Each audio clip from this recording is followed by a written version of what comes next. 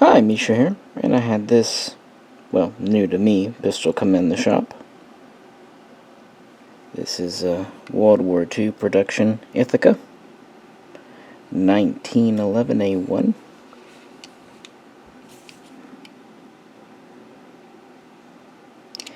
And I thought, why not take it to the range and just have some fun. And while we're at it, I brought my Remington-Rand out that you've seen in other videos. Just talk a little bit about 1911A1 production during World War II. Honestly, they produced nearly 1,880,000 for the war effort. 5 companies would build them. And even then, it wasn't enough. They ended up having to still use older 1911s from World War I and contracting with Colt and Smith & Wesson to build revolvers. In fact, there's about 400,000 revolvers built. This isn't going to be on revolvers, but I just had them nearby. This is my good old Victory model, Smith & Wesson 38 Special, and my Colt Commando, also on 38 Special. Both are militarized versions of their standard duty guns. But of course the 1911 was king. So before we get any further, let's dust this old girl off and see how she does at the range. Ithaca 1911A1. And it didn't miss a beat. You know, it's funny, you get all these new 1911s and people talk about reliability and things to do and all that. But old GI guns like this, assuming they're not clapped out or messed with, they just run. I mean, that rattliness is actually a benefit. It's when you start making a 1911. This one's not too rattly, but it's been refinished by the military. It's when you start making a 1911 overly tight and precise, you might get better accuracy, but you may also find lesser reliability. So the story of the 1911A1 really goes back to World War I. The 1911, of course, was adopted in 1911 and was the standard service gun during World War I. It was actually only made by Colt, Springfield, and Remington UMC, although they had plans for more makers such as Winchester and Savage to build them. America was in the war pretty briefly, and so there wasn't time.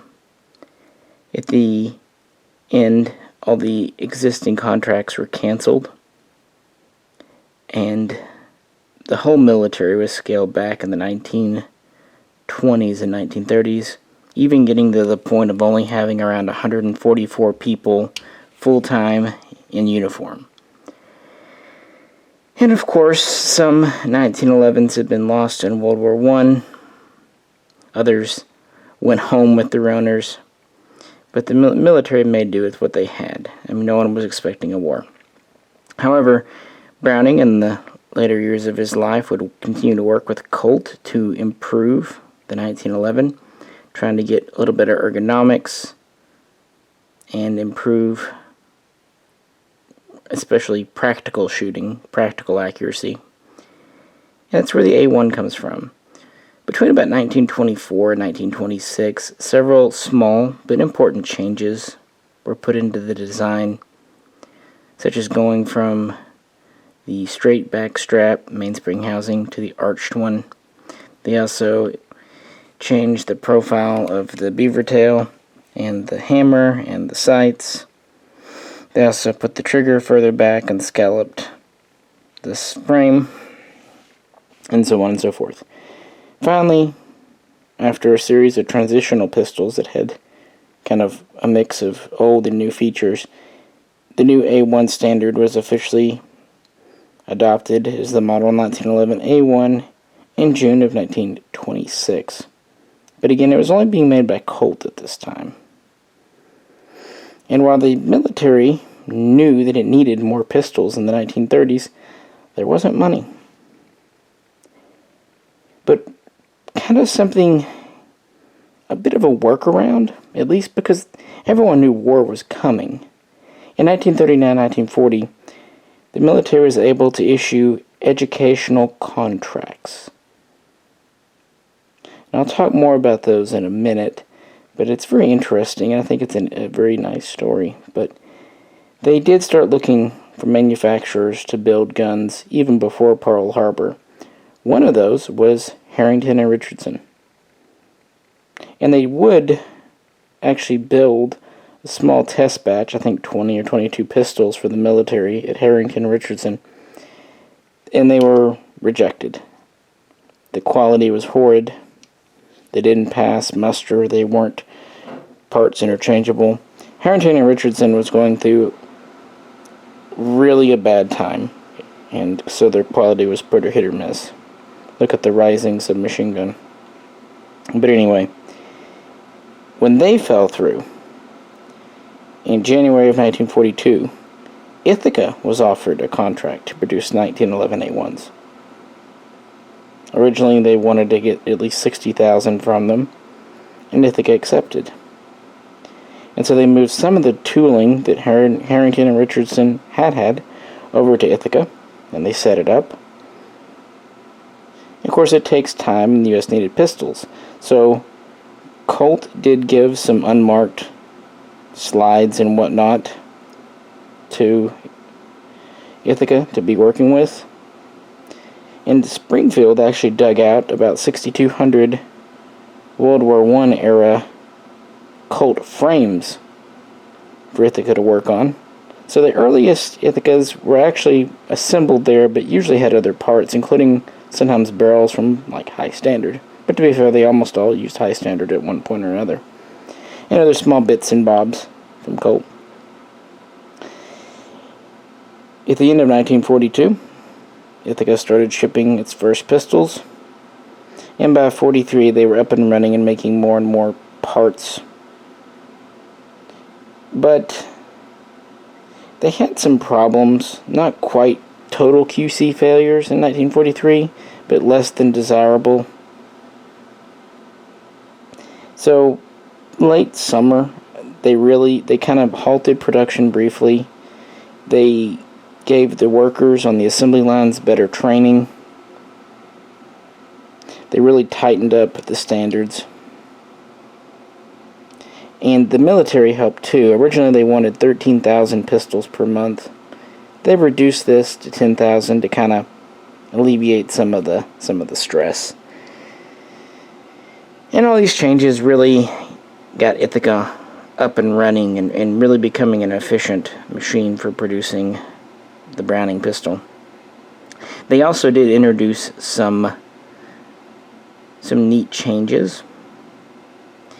A new stamped trigger was created by Harry Howland and is known today as the Yeoman trigger because it was made under contract by the Yeoman Company up in New York for Ithaca, and it was actually pretty effective at reducing costs and having no discernible downside. So the other makers also adopted this new stamp trigger.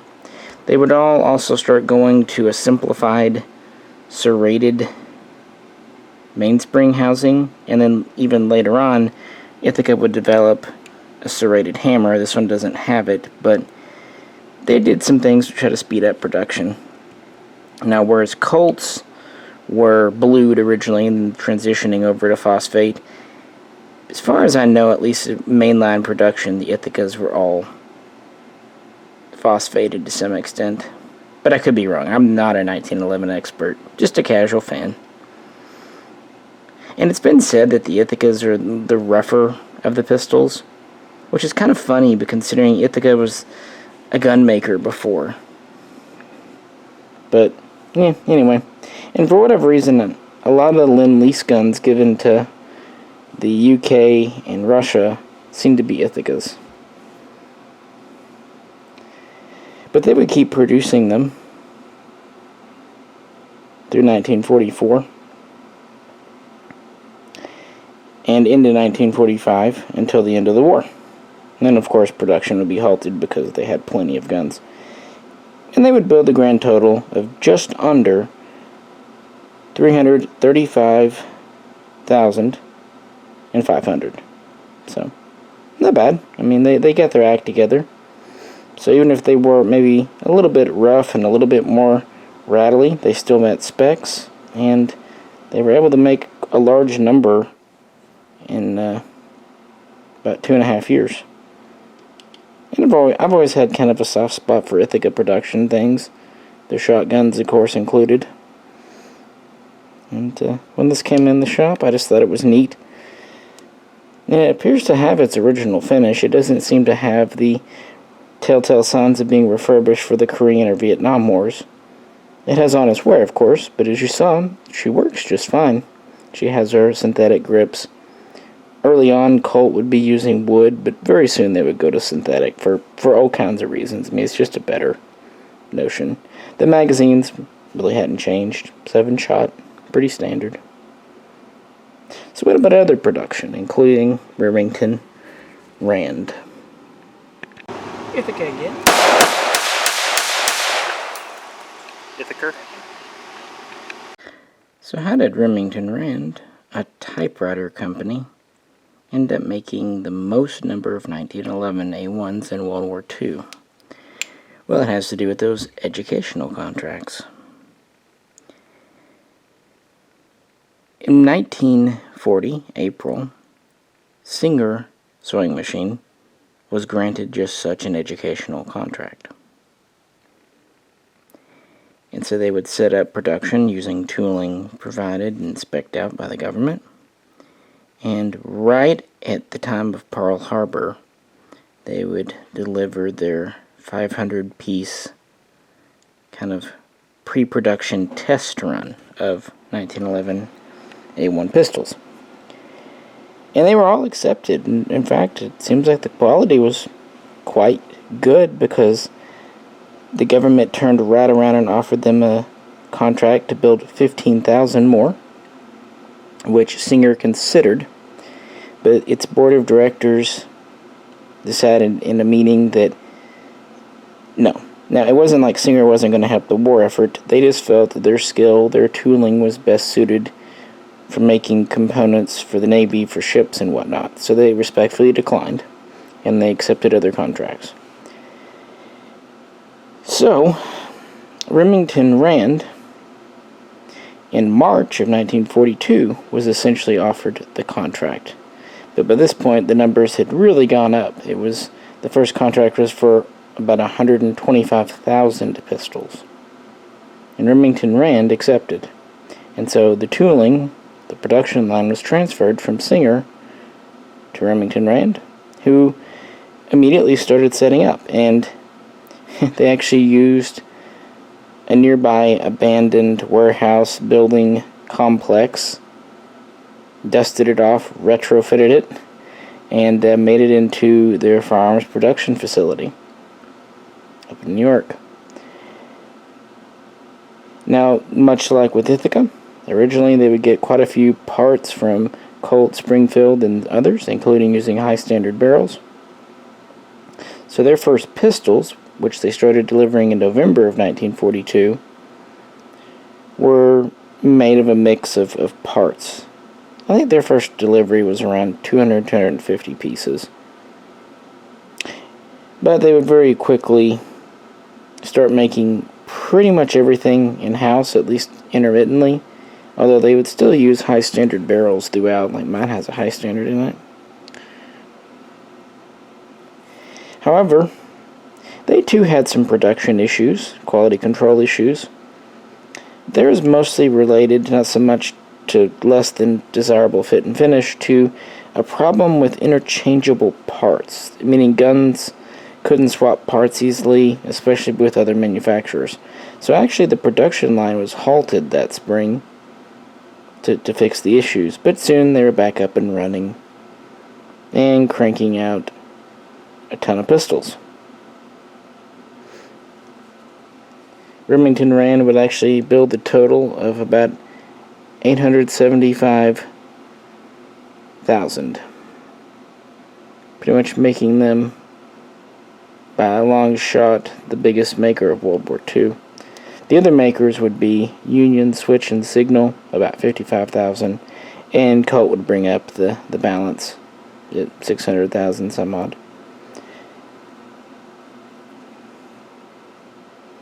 And Remington-Rand is often hailed as maybe the best 1911A1 maker, not just because their quality was high and their production numbers were quite high, but also they tried to innovate. They tried to find ways to speed up production, improve the pistol. In fact, they had a whole kind of subdivision for testing, creating and testing new design proposals, and there's some kind of interesting experimental Remington-Rands out there. Nothing crazy that you wouldn't recognize, but the smallest changes can sometimes help. For example, that Yamen trigger, it only was about 5% cheaper to use that stamped trigger versus the original one, but 5%, when you're talking this kind of production level, saves a lot of money and a lot of time. And this one has the checkered back strap. And again, this one was reworked, re-arsenaled in the 50s. So while 1911A1 production would end with World War II, after this the military would have so many, they would use them, rebuilding as necessary, all throughout Korea, all throughout Vietnam, throughout Grenada. And as you know, it wasn't until 1985 that a replacement was finally selected, the Beretta M9, but even then it would take until after Desert Storm for the 1911 to be out of frontline service. And as you know, variants of it, like the M45A1, are still found today, although in very small numbers. But it is a successful design. I think part of the reason people like it is its 45 ACP cartridge, that large round. It's very simple to operate. Single action trigger. Last round hold open. Nice triggers on these. For its day and time, it was really, gun. And it's definitely a very iconic, very historical gun here in America.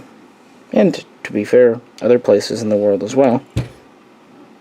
So when this Ithaca came in, I thought, first off, I just felt like shooting 45.